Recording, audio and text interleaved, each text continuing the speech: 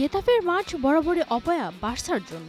প্রতিপক্ষের এই ভেন্যুতে শেষ ৫ ম্যাচের ৫টিতেই হেরেছিল বার্সা। অবশেষে গেতাফের মাঠে জয়খরা কাটল বার্সেলোনার। ৬ মৌসুম পর জয়ের দেখা পেল কাতালানরা।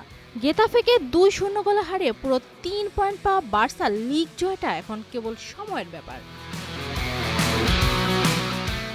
নিজেদের ঘরের মাঠে দারুণ ফর্মে থাকা গেতাফে শুরু থেকে বার্সাকে কঠিন পরীক্ষার মুখে ফেলে।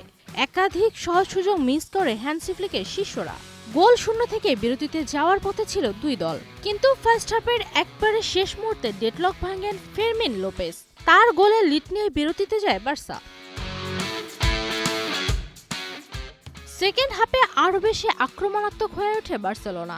ব্যবধান দ্বিগুণ করতে মরিয়া হয়ে ওঠে তারা। বদলি হিসেবে মাঠে নেমে ম্যাচের ৭৪ মিনিটে স্কোর লাইন ২-০ করেন মার্কাস র্যাশফোর্ড। যোগ করার সময় তৃতীয় মিনিটে ব্যবধান আরও বাড়ানোর সুবর্ণ সুযোগ হাতছাড়া করেন মার্ক কাসাদো। খুব কাছ থেকেও শট লক্ষ্য করতে পারেননি এই তরুণ মিডফিল্ডার। অবশেষে ২-০ গোলের জয় নিয়ে মাঠ ছাড়ে বার্সা।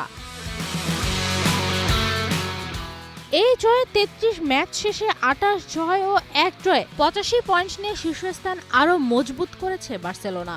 সমান ম্যাচে ২৩ জয় ও ৫ জয়ে রিয়ালের সংগ্রহ ৭৪ পয়েন্ট। মাদ্রিদের চেয়ে ১১ পয়েন্টে এগিয়ে রয়েছে হ্যান্সি ফ্লিকের দল। ফলে লিগে বাকি ৫ ম্যাচের ২টিতে জয় পেলেই শিরোপা নিশ্চিত হয়ে যাবে বার্সেলোনার। নিবেদিতা বিনতে ওয়াদুদ, ওয়ান স্পোর্টস ডেস্ক।